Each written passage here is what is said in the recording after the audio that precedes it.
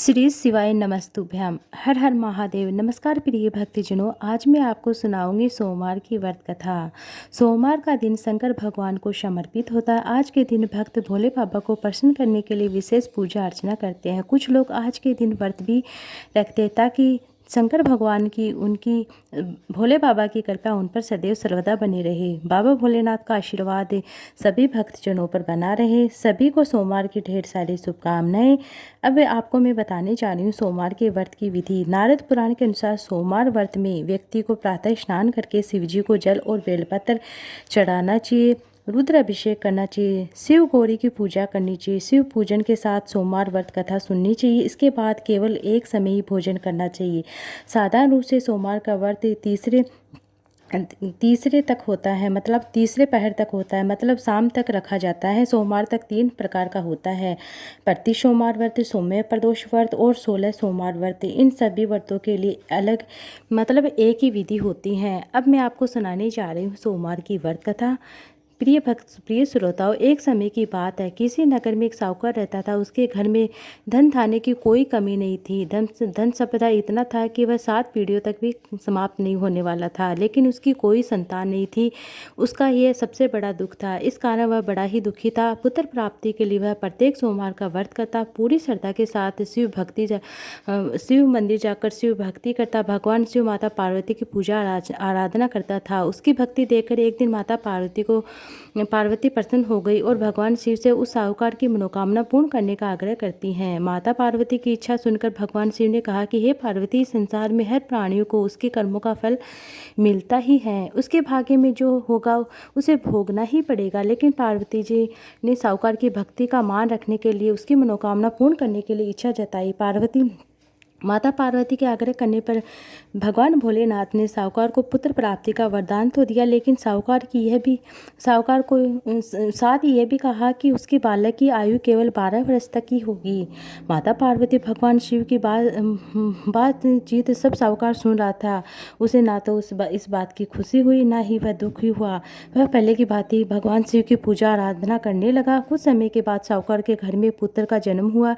जब वह बालक 11 वर्ष का हुआ तो उसे पढ़ने के लिए काशी भेज देते हैं उसके मामा के साथ। साहूकार ने पुत्र के मामा को बोला कि उसे बहुत सारा धन देकर कहा कि तुम इस बालक को काशी विद्या प्राप्ति के लिए ले जाओ और मार्ग में जो भी स्थान आए वहाँ पर यज्ञ करते जाना, और जहाँ भी यज्ञ करोगे वहाँ पर ब्राह्मणों को भोजन अवश्य कराए और दक्षिणा जरूर दीजिएगा। दोनों मामा भांजे इस तरह ये कराते हुए ब्राह्मणों को दान दक्षिणा देते हुए काशी की ओर चल पड़ते हैं। रात भर एक नगर में रुकते हैं। नगर के राजा की कन्या का विवाह था, लेकिन जिस राजकुमारी से उसका विवाह होने वाला था वह एक आंख से काना था।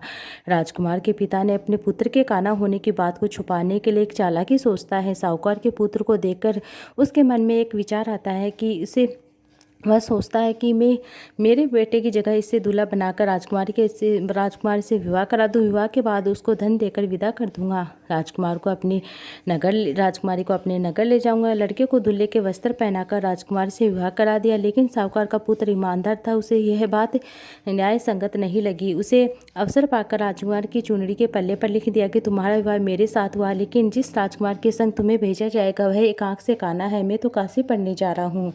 जब राजकुमारी ने चूनी पर लिखी हुई बातें पढ़ी तो उसे अपने माता पिता को यह बात बताई। राजकुमार ने अपनी पुत्री को विदा नहीं किया।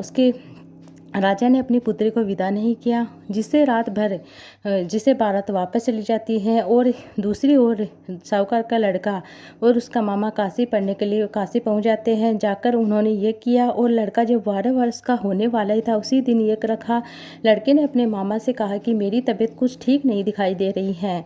मामा ने कहा कि तू अंदर जाकर विश्राम कर ले। शिवजी के वरदान अनुसार कुछ ही देर में उसके प्राण निकल गए। मर्द भांजे को देखकर उसके मामा विलाप करने शुरू कर दिया। सहयोगवश उसी समय भगवान देवादिदेव महादेव भोले बाबा उधर से जा रहे थे। माता पार्वती ने भगवान शिव से कहा, स्वामी मुझे इसके रोने के स्वर सहन नहीं हो पा रहे, आप इस व्यक्ति के कष्ट को दूर कीजिए। जब शिवजी मर्द बालक के समीप गए तो वह बोले कि वह उसी साहूकार का पुत्र है जिसे मैंने 12 वर्ष की आयु का वरदान दिया था। अब उसकी आयु पूरी हो चुकी है, लेकिन मर्द भाव से विभोर होकर माता पार्वती ने कहा कि हे महादेव, आप इस बालक को और आयु देने की कृपा कीजिए, अन्यथा इसके वियोग में इसके माता पिता तड़प तड़प कर मर जाएंगे। माता पार्वती के आग्रह करने पर देवादिदेव महादेव भोले बाबा उस लड़के को जीवित करने का वरदान दे देते हैं। शिवजी की कृपा से वह लड़का जीवित हो जाता है। शिक्षा समाप्त करके लड़का मामा के साथ अपने नगर की ओर चल देता है। दोनों चलते चलते उसी नगर में पहुंचते हैं जहां उसका विवाह हुआ था। उसी नगर में उन्होंने यज्ञ का आयोजन किया था। उस लड़के के ससुर ने उसे पहचान लिया, महल में ले जाकर उसकी खातिरदारी की और अपनी पुत्री को विदा कर दिया। उधर साहूकार उसकी पत्नी भूखे प्यासे रहकर बेटे की प्रतीक्षा कर रहे थे। उन्होंने प्रण कर रखा था कि यदि वह अपने बेटे की मृत्यु का समाचार सुनेंगे तो वह भी अपना प्राण त्याग देंगे, परंतु अपने बेटे के जीवित होने का समाचार पाकर बेहद ही प्रसन्न होते। उसी रात भगवान शिव ने व्यापारी के स्वप्न में कहा, हे श्रेष्ठी, मैंने तेरे सोमवार के व्रत के प्रभाव से व्रत कथा सुनने से प्रसन्न होकर तेरे पुत्र को लंबी आयु प्रदान की है। इसी प्रकार जो भी कोई मनुष्य सोमवार का व्रत कथा सुनता है, पढ़ता है, सुनाता है, उसके सभी दुख दूर होते हैं। भगवान देवादिदेव महादेव उसकी समस्त मनोकामनाएं पूर्ण करते हैं। ये थी सोमवार की व्रत कथा। जय शिव ओमकारा, भज शिव ओमकारा, ब्रह्मा विष्णु सदा शिव हरिधांगी धारा।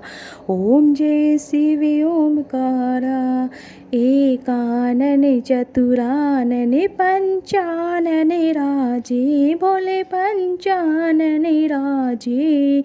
हंसासन गरुड़ासन वृषवाहन साजे। ओम जय शिव ओमकारा। दो भुज चार चतुर भुज, 10 भुज अति सोहे, भोले 10 भुज अति सोहे। त्रिगुण रूप निरखते, त्रिभुवन जन मोहे। ओम जय शिव ओमकारा। अक्षमाला वनमाला मुड़े माला धारी, भोले मुड़े माला धारी। त्रिपुरारी कंसारी करे माला धारी। ओम जय शिव ओमकारा। श्वेतांबर पीतांबर वागंबरी अंगे, भोले वागंबरी अंगे। सनकादिक गरुणादिक भूतादिक संगे। ओम जय शिव ओमकारा। करके मध्य कमंडलू चक्र त्रिशूल धरिता, भोले चक्र त्रिशूल धरिता। सुखकारी दुखहारी जग पालनकारी। ओम जय शिव ओमकारा। ब्रह्मा विष्णु सदा शिव जानते अविवेका, भोले जानते अविवेका। प्रणवांचर में शोभित ये तीनों एक। ओम जय शिव ओमकारा। लक्ष्मी सावित्री पार्वती संग पार्वती अर्धांगिनी, शिव लहरी गंगा। ओम जय शिव ओमकारा। पार्वती सोहे पार्वती शंकर कैलासा, मैया भोलेनाथ कैलासा। भांग धतूरा का भोजन भस्मी में वासा। ओम जय शिव ओमकारा। जटा में गंग बहते हैं, गले मुंडे माला, भोले गले में मुंडे माला। शेष नाग लिपटावते ओढ़न मृगछाला। ओम जय शिव ओमकारा। काश में विराजे विश्वनाथ बनंदी, चारी नित उठे दर्शन पाऊँ, रुचि रुचि भोग लगाऊँ, महिमा अति भारी। ओम जय शिव ओमकारा। त्रिगुण स्वामी जी की आरती जो कोई नर गावे, भोले जो मन से गावे। कहत शिवानंद स्वामी सुख संपत्ति पावे। ओम जय शिव ओमकारा। कर्पूरिगौरं करुणावतारं संसारे सारं भुजगेन्द्रहारं सदा वसन्तं हृदयारविन्दे भवं भवानी सहितं नमामि। हर हर महादेव, हर हर महादेव। प्रिय श्रोताओं, अब सुनते हैं भगवान देवादिदेव महादेव भोले बाबा की स्तुति, शिव स्तुति। आशुतोष शशांक शेखर। आशुतोष शशांक शेखर चंद्रमौलि चिदंबरा, कोटि कोटि प्रणाम शंभु कोटि नमन दिगंबरा। कोटि कोटि प्रणाम शंभु कोटि नमन दिगंबराय। निर्विकारे ओमकारे अविनाशी तुम ही देवादिदेव। जगत सर्जक बल करता शिवम सत्यम सुंदरा, शिवम सत्यम सुंदरा। निरंकार स्वरूपकार कालेश्वर महायोगीश्वरा। दयानिधि दानेश्वर जय जटाधारी अभयकरा। शूलपाणि त्रिशूलधारी योगड़ी वाघंबरी। जय महेश त्रिलोचनाय विश्वनाथ विशंभरा, विश्वनाथ विशंभरा।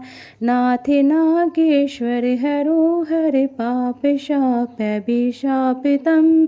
महादेव महान भोले सदा शिव शिव शंकरा। आशुतोष शशांक शेखर चंद्रमौलि चिदंबरा।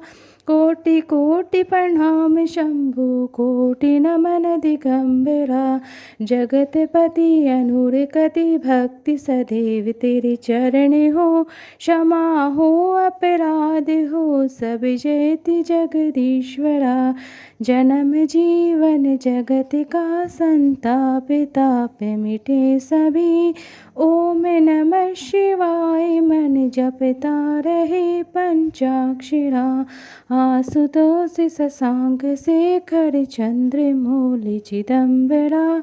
कोटि कोटि प्रणाम शंभु कोटि नमन दिगंबरा।